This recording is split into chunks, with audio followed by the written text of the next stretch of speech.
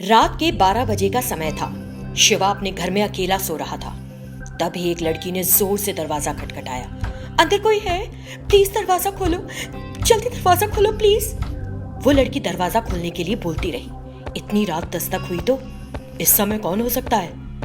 फिर शिव ने दरवाजा खोला। तुरंत वो लड़की घर के अंदर घुस गई। सबसे पहले दरवाजा बंद कर दीजिए प्लीज। तुम हो कौन? इतनी रात को क्या कर रही हो?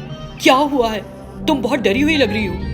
मैं सब बताती हूँ, दरवाजा बंद कीजिए पहले, चोर मेरा पीछा कर रहे हैं। शिव ने तुरंत दरवाजा बंद किया। अब बताओ तुम हो कौन? क्या हुआ? मैं हैदराबाद से ही हूँ। यहाँ नौकरी की तलाश में आई थी। इस शहर में मेरा सगा संबंधी कोई नहीं। मैं एक कमरा लेकर रहती हूँ। जब आज मैं वापस कमरे लौट रही थी, मेरी स्कूटी पंचर हो गई। मैंने अपनी स्कूटी वहीं रखी और पैदल जाने लगी तो 2 चोर मेरे पीछे पड़ गए। अगर आप बुरा ना माने तो मैं आज की रात यही काट लूं। मैं बहुत थक गई हूँ। ठीक है, आप यहाँ ठहर सकती हैं, सुबह चले जाइएगा।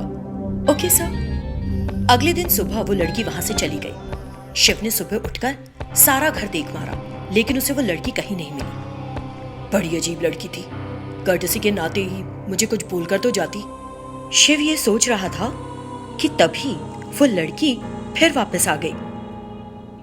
मैं कल रात कमरे पर नहीं लौटी तो मकान मालिक ने मुझसे कहा कि मुझे अब वहां नहीं रहना चाहिए। उसने मुझे घर खाली करवा दिया। मुझे समझ नहीं आया कि मैं कहाँ जाऊं, इसलिए मैं फिर यहाँ आ गई। अगर आपने मुझे आसरा नहीं दिया तो मैं कहाँ जाऊंगी? उसे देखकर शिव का दिल पसीज गया। ठीक है, तुम यहाँ रह सकती हो, मगर लोग फालतू बातें करेंगे। मुझे लोग क्या कहेंगे कि परवाह नहीं। मेरा नाम रजनी है। आपका क्या नाम है सर? मेरा नाम शिव है। फिर कुछ दिन बीत गए। शिव और रजनी एक ही घर में रह रहे थे। धीरे धीरे दोनों को एक दूसरे से प्यार हो गया। फिर उन्होंने शादी भी कर ली। शिव मन में सोचते हुए बड़ा खुश होता। मैंने कभी सपने में भी नहीं सोचा था कि मेरी शादी इस तरह होगी। तभी अचानक वो बेहोश हो गया, जिसे देखकर रजनी बड़ी सख्त जान है ये आदमी। बिना इसके जाने मैं इतने दिनों इसका खून चूस रही हूँ। आज तो इसे पूरी तरह चूस लूंगी और फिर यहाँ से गायब हो जाऊंगी।